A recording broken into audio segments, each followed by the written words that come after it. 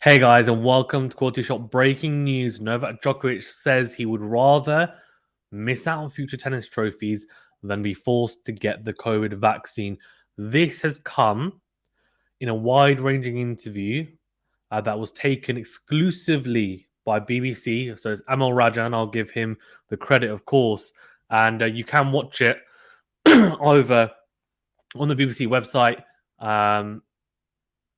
It's a very interesting, very interesting watch. But to summarize, he said that he shouldn't be associated with the anti-vax movement, despite obviously his lack of willingness to take the vaccine.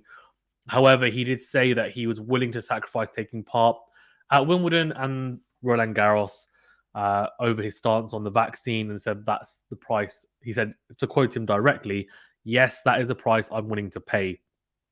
Obviously, for those who were following the saga in Australia, he was deported from Australia last month after the government cancelled his visa in a row over his vaccination status. He's a world number one player in the world. We know that. He obtained a medical exemption, and there was obviously the issue with the trials, and then Alex Hawke chucking him out, really, of Australia, to say the least. Apparently, he also said to the BBC, this is Djokovic, "I was never against vaccination," confirming that he's had vaccines as a child, which is interesting. I didn't think he would have, but that's interesting. But says, "But I've always supported the freedom to choose what you put in your body."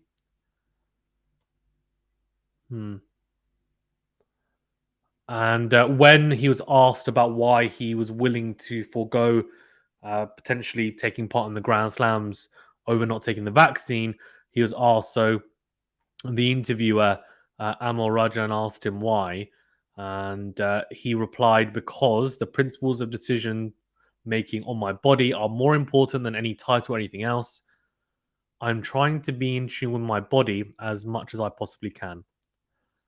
He did say, though, he hopes that the vaccination requirements in certain tournaments will change, adding that he hoped he could play for many more years.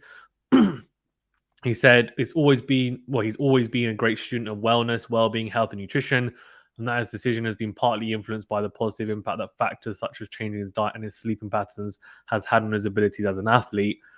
He said he was keeping an open mind about the possibility of being vaccinated in the future, so he's not completely closed-minded to it, although at the moment, obviously, it's not looking likely, because he says we are all trying to find collectively a best possible solution to end COVID.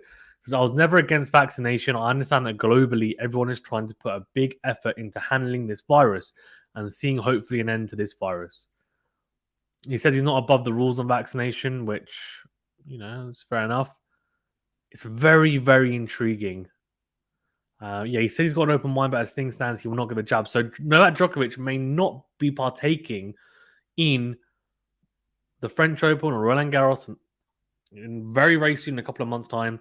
He may not be partaking in Wimbledon, depending on the rules there as well. He may not even partake in the US Open. It all depends, of course, on the rules by the tournaments. But if the tournaments follow the example of the Australian Open, if they follow the example of Indian Wells, which ironically Djokovic was on the list to play that tournament, but he won't play that unless they change their rules, which at the moment I'm pretty sure that Masters tournament, Indian Wells, they have put forward a regulation that you need to be vaccinated. So what more does he want to know? It's very interesting. I mean, he had also addressed the speculation about the sequence of events ahead of the Australian Open, saying, "I understand that there is a lot of criticism, and I understand that people come out with different theories on how lucky I was or how convenient it is," he acknowledged. "But no one is lucky and convenient of getting COVID. Millions of people have and are struggling with COVID around the world. So I take this very seriously. I really don't like someone thinking I've misused something in my own favor in order to, get a positive PCR test and eventually go to Australia." Interesting. He said, asked if he was aware of any attempt to tamper with either of the tests he had done for COVID earlier this month, he flatly said no. Interesting. He also went on to, that's, even if he did know, why is he going to say yes? I mean, it's just silly, to be fair. He also went into further detail about his time spent in detention while in Melbourne, saying, "I was really sad and disappointed with the way it all ended for me in Australia. It wasn't easy."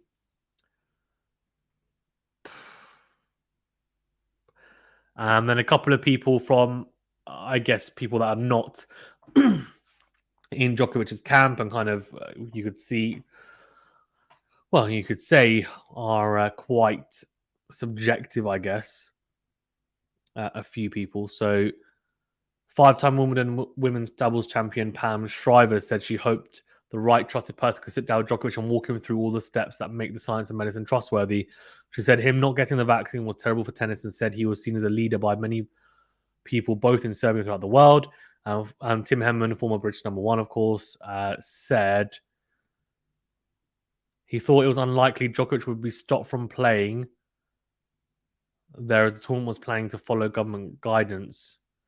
Obviously, he's part of the All England Club committee at Wimbledon, and at the moment, I think the government guidance is you don't have to vaccinate, if I'm not mistaken. But he said that by taking himself out of the chance to compete in some Grand Slams, he's certainly jeopardizing his chances of being the greatest male player of all time. He added, I think that speaks volumes to his courage, conviction, and belief that this is what is best for him. So, two kind of polarizing views there. The full interview will be out, I guess, full interview. So I might do a short video on that as well. And that's viewable on BBC iPlayer for those in the UK. Apparently, it's airing 8:30, so that will be a more in-depth one. At the moment, they've just got, I think it's like a 5-minute snip of it, which goes into quite a bit of detail at that time.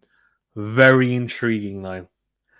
So we'll see how that all pans out. Thank you very much, guys, for tuning in. Please remember to smash the like button and subscribe to the channel. Thank you to everyone who is supporting the channel. If you are interested to support the channel even further, do check out our Patreon account with some cool perks on there. That is available in the description to this video. Same with our Discord as well, if you want to get involved in that and become part of our Discord server. Do remember to subscribe to become part of the QualityShot family, and do click the notification bell to get alerted to all new videos. Thank you very much, guys. Stay safe and well, and I'll see you on the next